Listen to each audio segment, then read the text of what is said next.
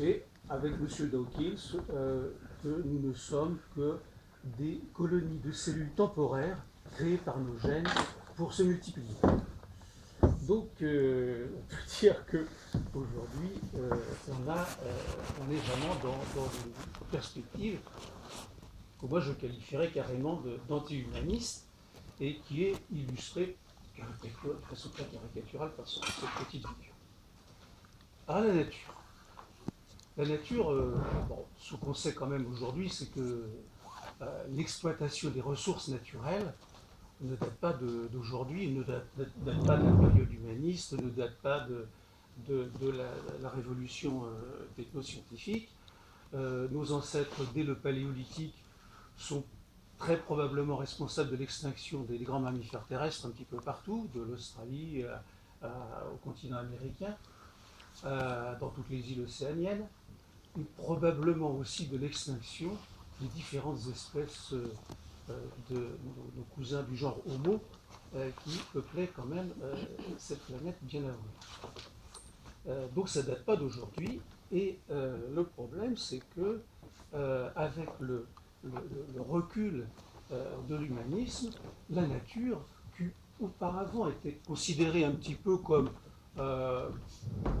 disons, une entité peuplée d'esprits, voire de divinités, avec lesquels on pouvait négocier, avec lesquels on pouvait entrer en contact, avec lesquels on avait des rapports directs d'intelligence à intelligence.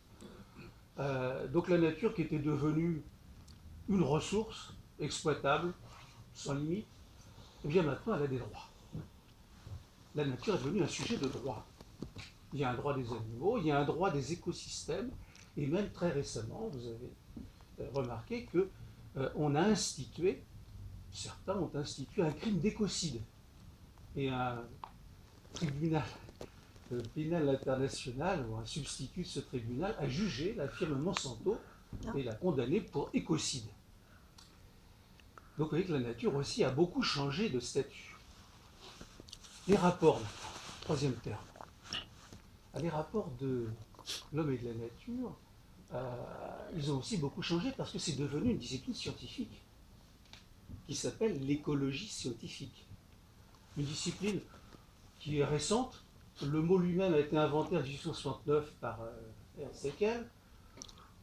C'est 10 ans après l'apparition du fameux livre de Darwin. Pendant pratiquement 100 ans, il ne s'est pas passé grand-chose. Et en 1935, quelqu'un a introduit un nouveau terme qui devient central dans l'écologie scientifique, qui est écosystème. En 1935, c'est pas si vieux que ça. Et là, ça a beaucoup changé, parce que c'est devenu une discipline véritablement scientifique. Écosystème, ça signifie quoi? Ça signifie un système. Un système, c'est un ensemble d'éléments en interaction dynamique. Les éléments sont naturels, vivants et non vivants. Interaction dynamique, ça veut dire quelque chose de très, très important. Ça veut dire d'abord que ce n'est pas permanent, ni dans le temps, ni dans l'espace. Éléments naturels, énorme diversité, comme vous en doutez. Donc c'est une discipline scientifique qui a une ambition démesurée. Et malgré tout, elle a fait quand même des progrès en matière de connaissances qui sont impressionnants. Alors on peut aujourd'hui comprendre le fonctionnement de ces systèmes dynamiques. On peut même prévoir leur évolution dans une certaine mesure, à une certaine échelle de temps et d'espace. Le petit problème, si j'ose dire, c'est le passage d'une discipline scientifique académique fondamentale aux applications. Vous savez qu'il y a ce passage, il est fait dans toutes les sciences.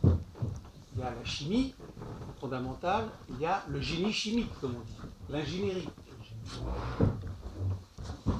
Il y a le génie civil, qui sert à construire des bâtiments à partir des connaissances que l'on a en connaissance des matériaux, etc. En écologie, on a aussi un génie écologique, une ingénierie écologique. Mais elle dispose de peu de méthodes réellement fiables, réellement applicables, et c'est peut-être encore aujourd'hui un petit peu sa faiblesse, qui fait que le rôle du génie écologique qui serait de gérer scientifiquement la nature, de répondre à une demande sociale dans ce domaine, en matière d'impact, en matière de restauration des écosystèmes, aujourd'hui est sinon défaillant, du moins fortement contesté, et notamment contesté par les fondamentalistes, les savants qui, eux, évidemment, n'ont jamais très bien considéré les sciences appliquées. Alors, le petit tableau que je vous ai dressé n'est pas très encourageant. Est-ce qu'effectivement, on va résoudre cette crise écologique globale à partir de ces éléments qui sont aujourd'hui qui aujourd'hui posent problème? Peut-être parce qu'il y a quelque chose de nouveau qui est apparu au milieu du XXe siècle, qui s'appelle l'écologisme. C'est pas l'écologie scientifique, quoique ça a un rapport, mais c'est une idéologie. L'idéologie, bon, Sartre a très bien défini, c'est quelque chose qui est globalisant. Une idéologie qui, elle, a l'ambition de traiter et de résoudre tous ces problèmes. Les rapports de l'homme avec la nature, avec la complexité, les difficultés que j'ai tenté brièvement d'exposer. Comme toutes les idéologies récentes, les jeunes idéologies, eh bien, l'écologisme est sujet à des maladies infantiles. Comme disait le livre, des maladies infantiles qui sont de deux types. La première, c'est le risque de dispersion, de fragmentation, c'est-à-dire multitude d'objectifs, perte de cohérence. La deuxième, c'est le risque de radicalisation. C'est-à-dire que vous ne pouvez pas empêcher l'entrisme de gens qui sont extrêmement radicalisés sur des positions généralement libertaires, qui ne veulent pas faire de concessions ou de compromis, et qui évidemment posent le problème. Si je peux me permettre de tenter une sorte de typologie dans cet univers extrêmement varié de l'écologisme, je dirais qu'il y a deux pôles qu'il faut considérer. Premièrement, la partie que moi j'appellerais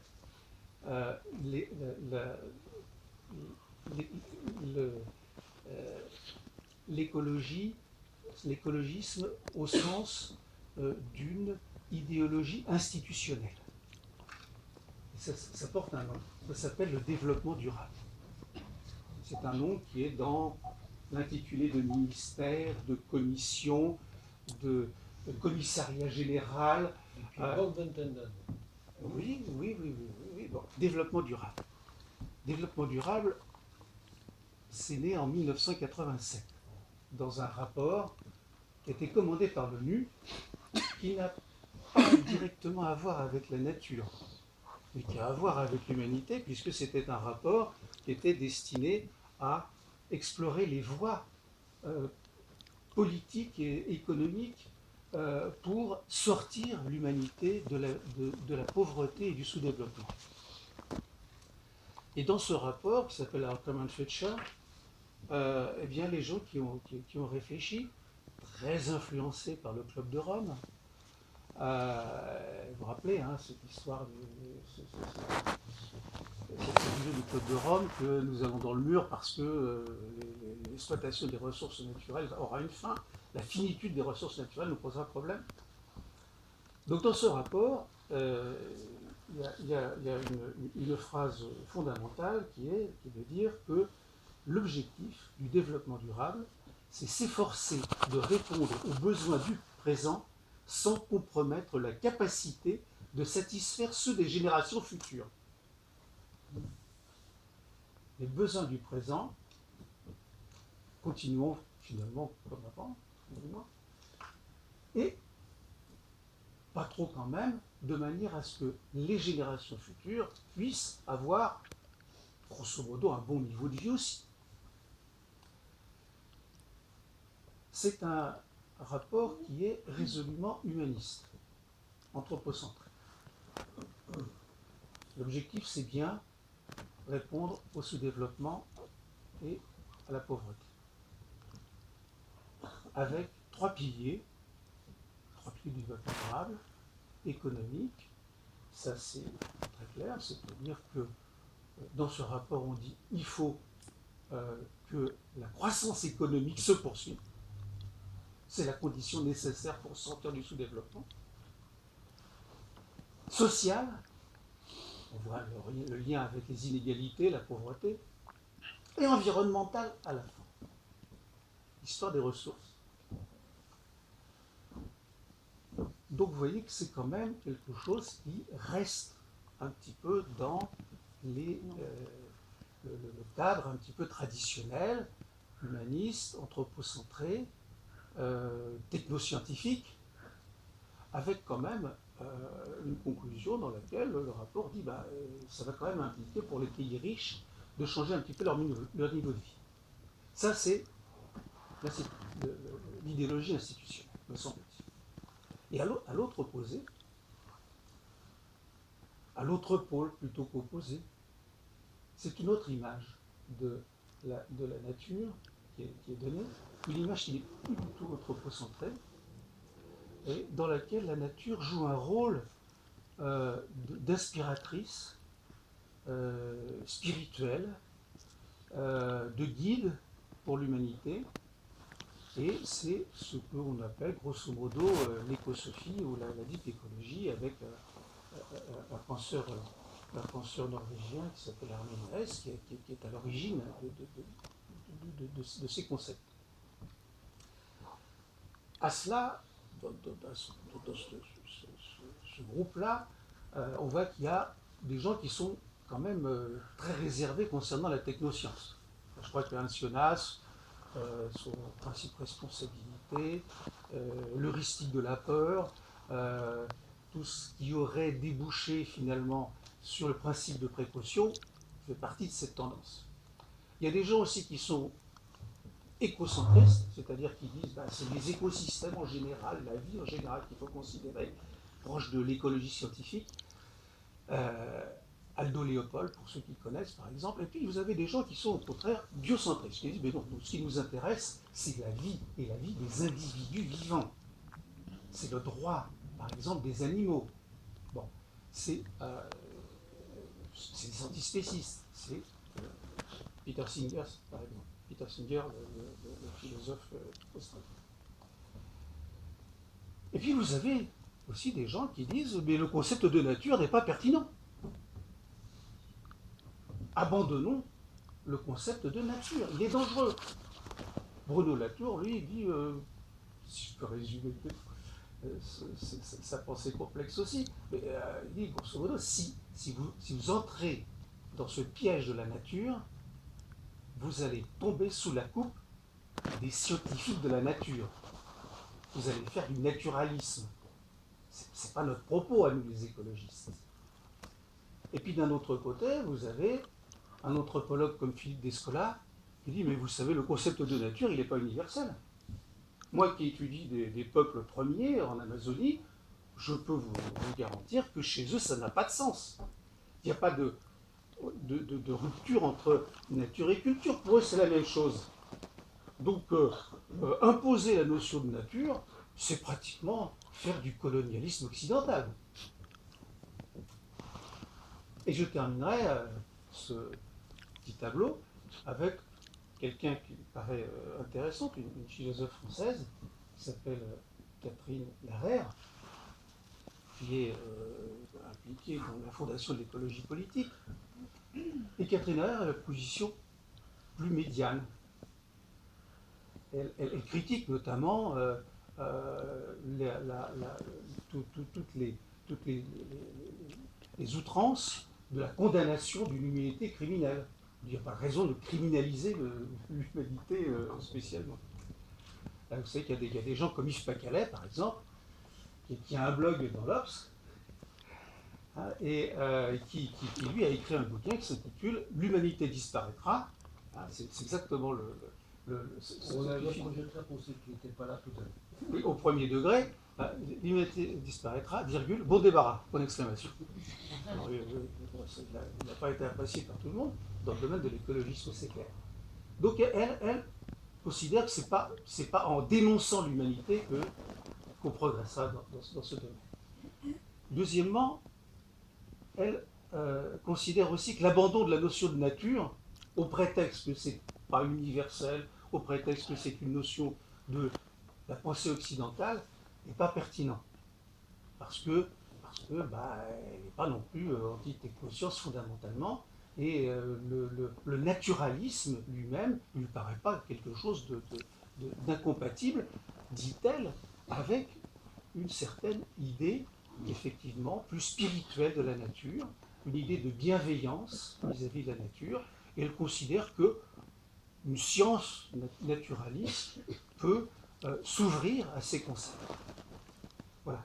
Donc j'ai dressé un petit peu ce panorama. C'était trop ambitieux, trop bref, je m'en excuse. Il y a peut-être des questions avant de passer la parole. Non. Non, mais peut-être que les gens ont tout de suite, parce que c'était quand même très dense. Il vaut mieux qu'ils répondent immédiatement, parce qu'après ils vont oublier. On discute, puisque vous avez vu le spectre qui a été présenté ici rapidement repose sur des années, des décennies de réflexion, et avec des concepts qui sont même souvent nouveaux pour moi en premier, et ça demande peut-être quelques clarifications pour que vous ne sortiez pas d'ici en disant que c'était complètement abscon ou quelque chose comme ça. Alors, est-ce que quelqu'un a une question ou quelque chose qui lui tient à cœur? C'est le moment de les dire. Parce que vous avez vu qu'il y a quand même des divers courants qui s'affirment dans ce monde de l'homme et de la nature. Quand nous étions petits, ou dans nos écoles, on nous enseignait que l'homme avait peur de la nature et qu'il fallait qu'il se protège contre elle, la grêle, toutes sortes de choses comme ça, et qui commençaient à l'apprivoiser. Et maintenant, il est devenu destructeur de la nature, contre laquelle il s'est lui-même protégé. Vous voyez qu'il y a toutes sortes d'approches, qu'il s'agit des problèmes compliqués. Et donc, je pense que Michel, qui est spécialisé, il est prêt à vous répondre. Mais je vais lui poser, puisqu'il faut que je pose la première question. Entre les différentes sources que tu as citées ici, laquelle te paraît la plus proche de ta pensée? C'est une bonne question. Par rapport à tout ce que vous avez dit, qu'est-ce que vous défendez comme argument du coup? Vous avez dit beaucoup de choses. Moi j'ai noté ce que vous avez dit. Donc du coup, quel est votre courant de pensée, monsieur, du coup? L'homme, du coup. Par rapport... Il y a peut-être de doutes. Oui. Peut-être que c'est pas un homme, du coup. Vous êtes une femme? Moi j'ai une position qui est humaniste. Oui, d'accord. Je pense que j'ai été clair. J'ai participé à un petit séminaire avec Catherine Larère, je lis un petit peu ses écrits. Je trouve que sa position est disons, raisonnable. Voilà. Bon, sans excès. Ce qui personnellement m'inquiète beaucoup, c'est la vidéo que nous a passée Vladimir est prise au premier degré par les gens. Je vous la projeter pour cette question. Oui. C'est que 4 minutes. Et c'est vraiment une caricature de ce qu'il y a. Oui, c'est une caricature, mais le problème, c'est que c'est une caricature qui... je citais Yves Pacalet, par exemple, je ne sais pas si vous connaissez Yves Pacalet, qui dans son blog, souvent sur le blog, des choses qui paraissent sensées. Mais là ce sont des gens qui sont d'un radicalisme qui paraît extrêmement dangereux. Excusez-moi, par contre, ça veut dire quoi être humaniste? En fait, concrètement, parce que je sais pas, ça veut dire quoi? C'est quoi un humaniste? Quelqu'un qui mange des légumes, c'est quoi? Vous avez raison. Humaniste? Non, je pas. C'est celui qui aime. Oh oui, bah, attendez. On a eu Sarkozy, il aimait son prochain, il a volé tout le monde, donc attendez. Oh, pas de politique comme ça ce soir. Oui, c'est vrai, c'est une blague. C'est quoi un humaniste? Je sais pas ce que c'est. Humaniste, on apprenait ça quand on faisait aux humanités dans la jeunesse, je pense qu'on l'apprend toujours aujourd'hui. hein, c'est la pensée qui a émergé lors de la Renaissance occidentale et qui considère que, entre guillemets, l'homme est la mesure de toute chose. C'est-à-dire que c'est anthropocentré. Hein, d'accord ? C'est-à-dire on a nous-mêmes, on est nous-mêmes les observateurs et les acteurs du spectacle que nous jouons sur cette planète. Humaniste signifie aussi, enfin, selon moi, la question de la responsabilité. Et le principe responsabilité d'Antionas me paraît tout à fait cohérent avec l'humanisme. Hein, c'est-à-dire nous ne sommes pas les maîtres de la nature, mais nous sommes responsables.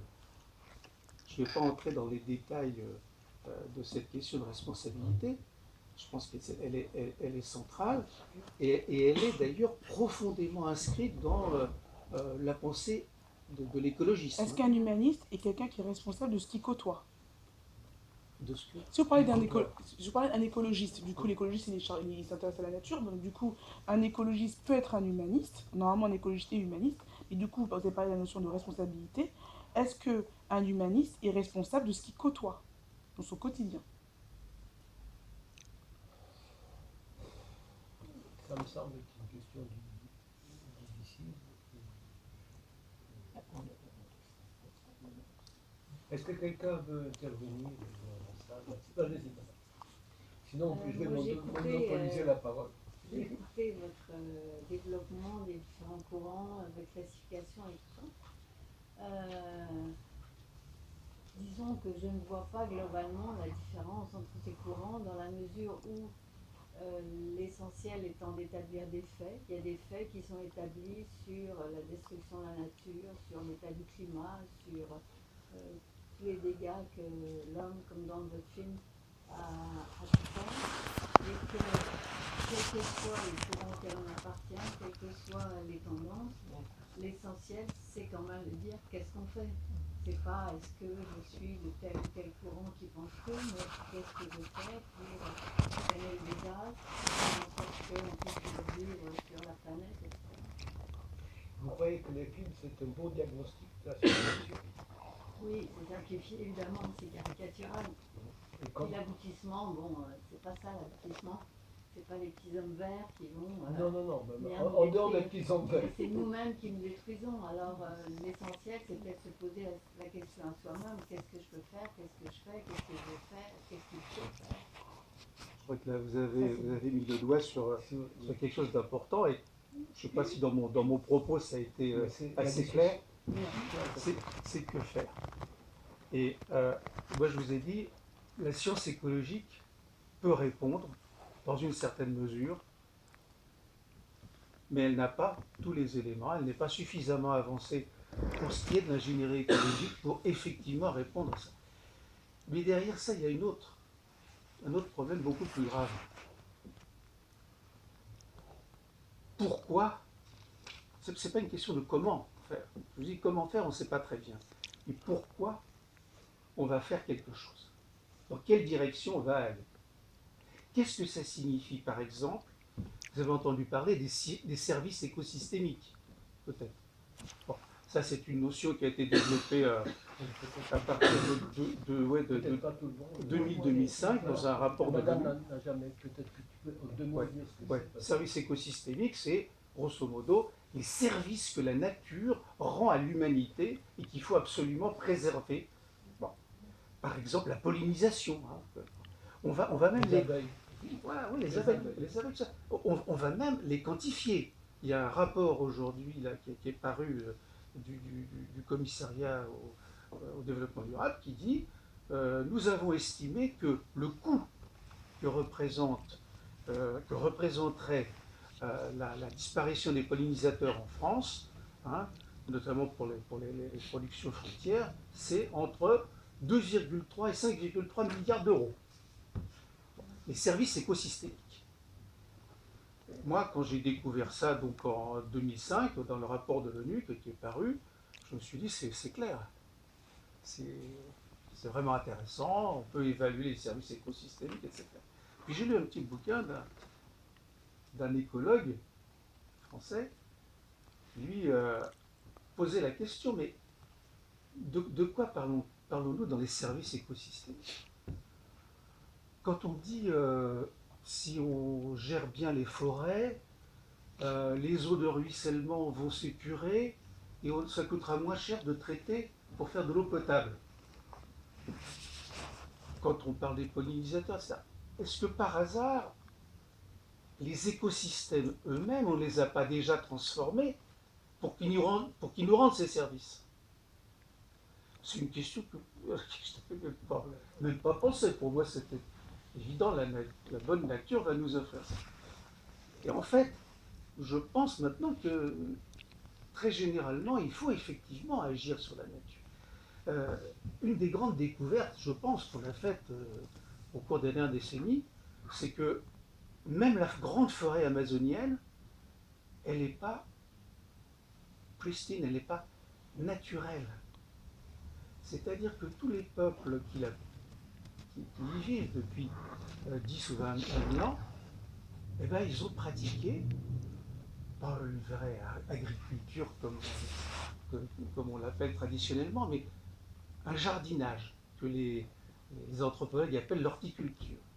C'est-à-dire que ils ont choisi effectivement d'abattre certains arbres, d'en planter d'autres, de favoriser telle ou telle production végétale, et ils ont transformé ce qui pour nous est ce grand enfer vert que l'on voit quand on passe en avion là-dessus, ou qu'on passe dans ces petites rivières, et on a l'impression qu'on est dans les âges premiers du monde, que jamais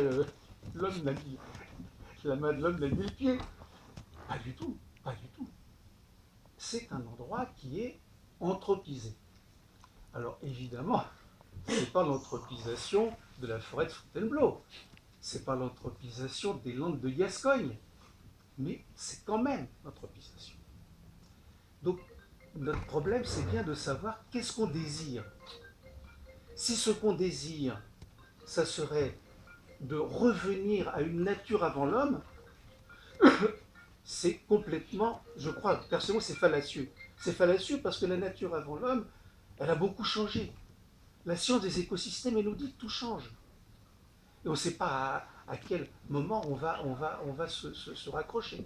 Et puis on ne sait pas bien aussi comment revenir en arrière. On ne sait pas bien comment diriger les choses. Et je terminerai ça en vous disant que ce qui est quand même le plus inquiétant, c'est que même si on ne sait pas bien, on le fait quand même. C'est-à-dire quand même on va gérer la nature et on fait des lois, des règlements dans lesquels on dit, vous savez, on va protéger ou développer les services écosystémiques, alors qu'ils posent tous ces problèmes-là. On dit qu'on va développer des méthodes qui vont permettre, lorsque on ravage un endroit, un espace naturel, eh bien, on va en créer un autre équivalent. Alors que les méthodes qui permettraient de faire ça ne sont pas actuellement réellement opérationnelles. Elles sont toujours, si on est optimiste, on peut dire qu'elles sont en développement. Voilà. Donc, si vous voulez, c'est quelque chose qui est quand même très inquiétant. Et puis, derrière ça, et je termine là-dessus, il y a le problème de ce qu'on veut, nous-mêmes, notre désir, ce qu'on veut, nous, les êtres humains. C'est la question que je vous ai posée, du coup. Voilà. Qu'est-ce que vous voulez? Alors, à quoi vous adhérez, monsieur? Est-ce que pour vous, un humaniste, quand vous parlez de responsabilité, c'est quelqu'un qui fait attention à ce qu'il côtoie? Enfin, ça, que j'aimerais qu'il réponde à ma question. Oui, certainement. Mais la question, c'est, me semble-t-il profondément, c'est qu'est-ce qu'on veut? Quels sont nos désirs? Et est-ce que par hasard, nos désirs ne sont pas en contradiction avec le réel? C'est ça le problème. Et moi qui ai fait un petit peu d'écologie scientifique dans l'existence, dans ma carrière, je peux vous dire que ce qui me paraît urgent de faire, c'est justement de développer une vraie ingénierie qui puisse dire aux décideurs et qui puisse nous dire à nous, les citoyens, vos désirs sont légitimes, mais il va falloir négocier avec la réalité. Et ça, actuellement, je crains qu'on ne sache pas bien le faire. Mais là, vous parlez dans le temps, monsieur. Vous parlez pour notre époque actuellement. Mais dans l'espace, autour de la planète, est-ce que vous croyez que les autres penseurs, et les penseurs que vous avez cités, et que vous avez étudiés, semble-t-il, peuvent appliquer leur pensée à toutes les sociétés à travers la planète?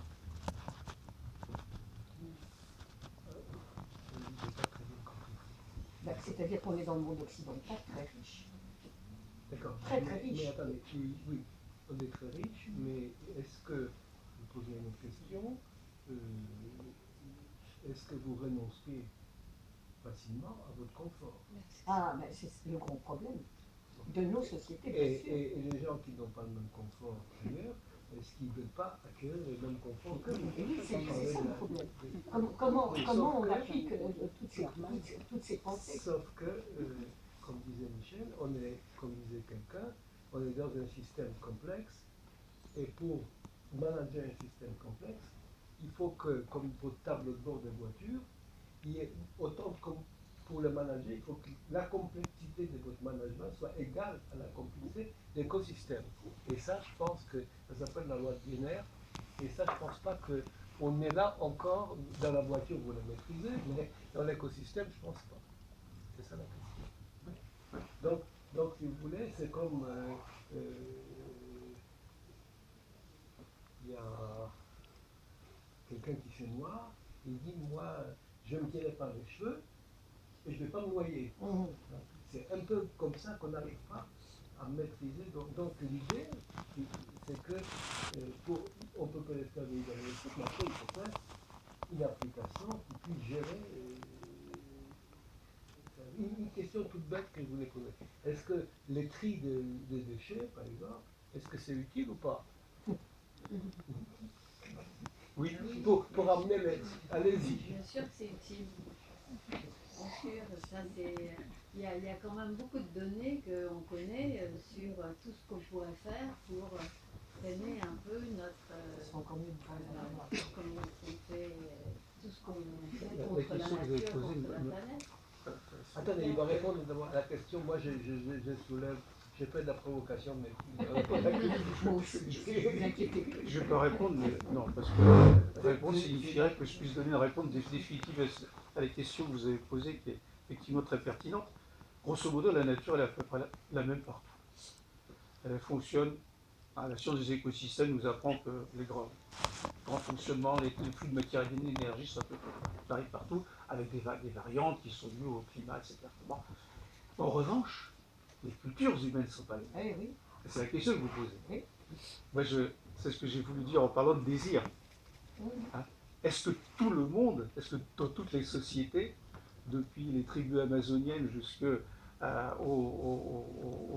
peuple chinois qui sont dans ces mégalopoles, est-ce que tout le monde a le même désir, la même conception donc de ce qu'il faut faire, justement, ce qu'il faudrait faire? C'est pas évident du tout.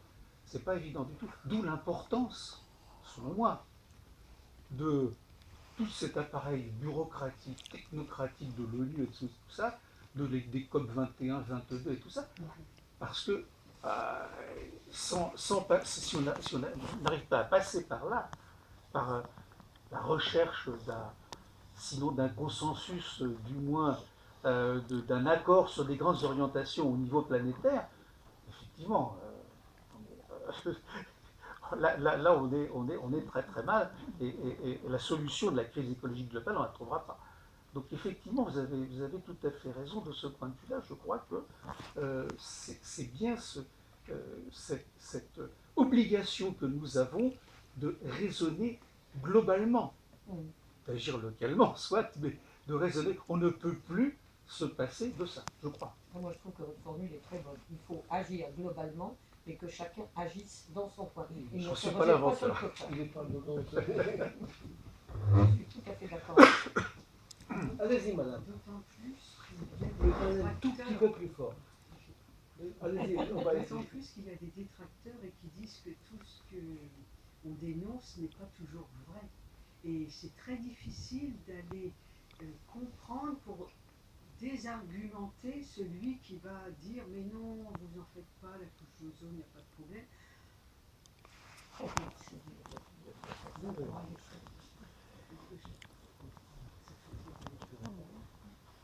Sur la couche d'ozone, non. Non, mais par exemple, Non, mais moi, la fonte des glaces, j'ai- ou même la dépolarisation, ou même Nous avons eu un les ministre, chercheurs, nous avons un ministre qui est venu.